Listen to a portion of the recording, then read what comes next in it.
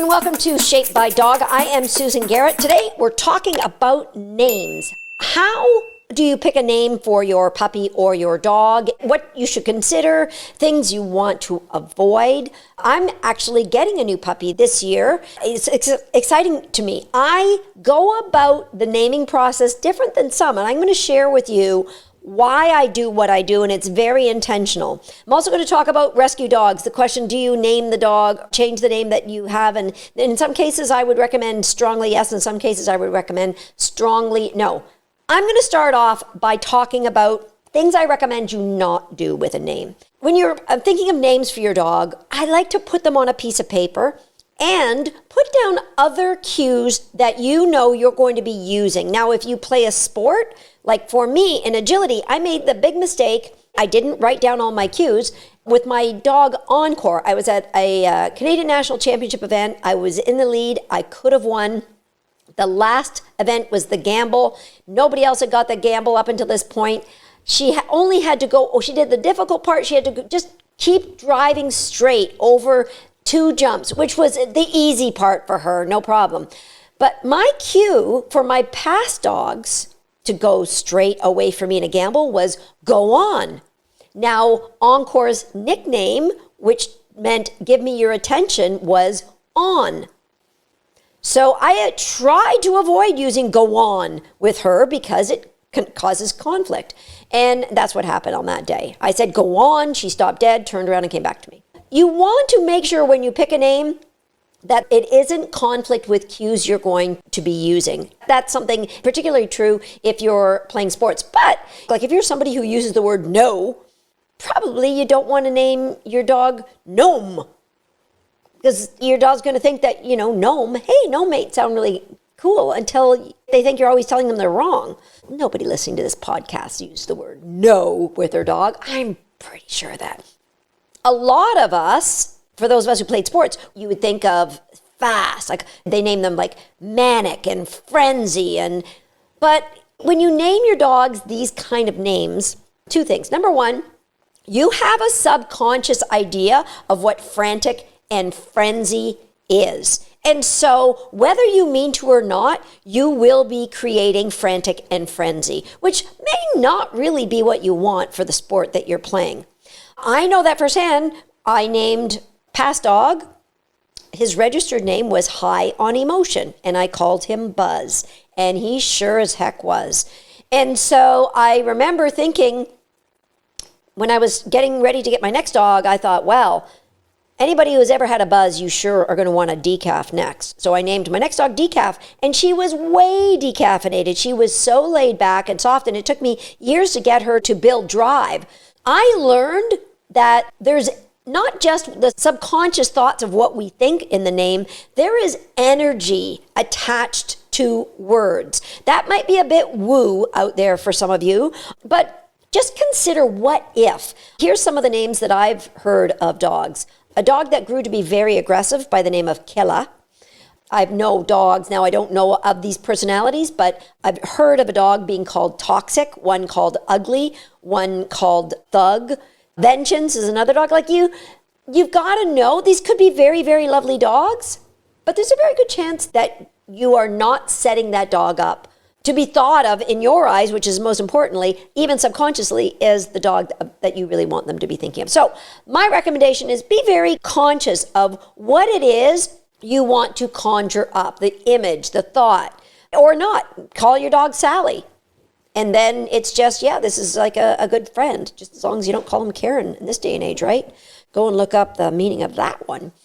Another thing you should really be conscious of in today's climate is being very culturally sensitive. There's a term called cultural appropriation, which is taking something that is meaningful to one race, like the word chief. Calling your dog chief may be insensitive to Aboriginal people. Now, some may say, well, I'm actually showing appreciation for the culture. But it doesn't matter what your meaning or intent is. The meaning is how it's received by the race who you are trying to appreciate. So why not just pick another name, another word? I was talking to a friend of mine, Nancy Guys. I asked her if I could tell this story, and she said I could. She had a little Sheltie named Jinx. When Jinx was a puppy, he had almost all his teeth pulled out. And it turns out Jinx only had one testicle and Jinx only had one kidney. When Jinx fractured his third bone, Nancy decided to change his name from Jinx to Jack. Who knows if Jinx had some energy associated with him, but why take the chance? Why set out to set your dog up for those energetic possibilities, let's call them? Now, what if you get a rescue? I believe in almost all cases, you should change the name of the rescue dog that you get. There's a couple of reasons for it. Number one, names are cues, and cues get associated with either a lot of positive triggers or negative triggers. So if the dog is in rescue, there's a very, very good chance he wasn't working out in the family that he was with. And if you know the history that he wasn't working out, you definitely want to change the name. The reason is that that name was likely used in a tone that was associated with a lot of blame, possibly some uncomfortable punishment for that dog. You don't want to carry that through to your life with that dog. So definitely, at the very least, the name has probably been poisoned. What does poisoning mean? Poisoning means that the dog heard the cue, which, what does the name mean? Period. Let's start with that. When I say my dog's name, it means I want your attention. Now, if you can't see me in an eye line, that means find me until you can see me in an eye line. So if my dog's doing agility and I say their name, I just want them to give me attention. If it's around the house and I say their name, I just want them to come into the same room I'm in so I know where they are. It means give me your attention. However, I train that. We'll talk about how you can train that as well for your dogs. I train that. What most people do is just start using the name and the puppy or dog chooses to acknowledge it or keep going about their daily business. What the family does is they start saying the name over and over and over and over, and it kind of turns like Charlie Brown's teacher, right? Wah, wah, wah, wah, wah. They just ignore it. If they hear you calling their name and you're in the refrigerator or opening a cookie jar, yeah, I'll show up. But if not, if they think what they're doing is better off, they will ignore it. That's called poisoning a cue. That's called making it not be meaningful to the dog. So a lot of rescue dogs who have been naughty have chosen to do what they want. Their name's poisoned. You don't want to start off a relationship with a dog who has learned when you say this word, I just do what I want. Now, when might I suggest keep that rescue dog's name the same? That would happen when, let's say, it was a very well-loved family pet and tragically their owner died and there was nobody in the family to take that dog on. That name may be associated with some really good memories and some really well-reinforced use. So that might be a time where I would keep that name. And if you wanted to change it, I would change it to something that started very similar, right? That it isn't a dramatic shift for the dog going into the new home, especially if it's a geriatric dog. Recently, when Tater Salad came into the house, his name was Samson. Definitely his name was associated with ignoring. And so I said to Kim, all right, we need to change his name. So this is what I said to Kim. Think of something that you love. We were actually in Europe at the time. The name of the dog should spark something fun or something you love or something that when people hear the word, they're going to go, oh, I love that. So I will love your dog. That's the energy you would want associated with it. Or it's benign, like Sally. Kim and I were having these conversations, and at one time I had suggested, oh, he's a big bulldog. Let's call him Bam Bam. As soon as it came out of my mouth, I said, what am I saying? Why do we want this dog to come into this home and think, Bam Bam? We were at a restaurant waiting for takeout at the time. A big plate of mashed potatoes went by. Potatoes happened to be Kim's favorite food. And she said, potatoes. Yes, let's name the dog Potato. At first, jokingly, and then she said, Tater. Tater. We'll call him Tater. And it reminded me of a stint from comic Ron White on Tater Salad. I'm like, Tater Salad, it's got to be.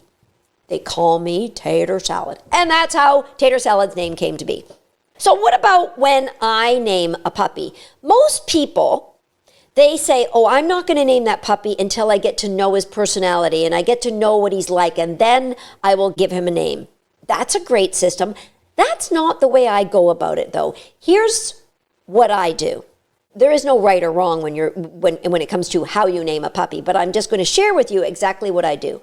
I think about the puppy I'm going to get, knowing both parents, possibly, if it's not a rescue dog, what kind of dog it's going to be, what kind of relationship we're going to have.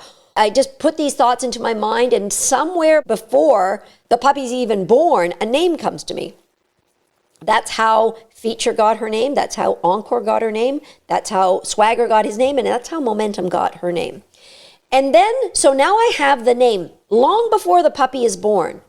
And then when I go to see the litter, it's like the name came, the universe said, this is the puppy who's waiting for you.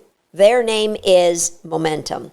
And then when I'm sitting with this litter of puppies, it's almost like I'm saying, which one of you is Momentum? And they show themselves to me. So again, maybe a little bit woo for you, but that's exactly how my puppies get their name. I believe they always had their names, and the puppy and I just find our way to each other.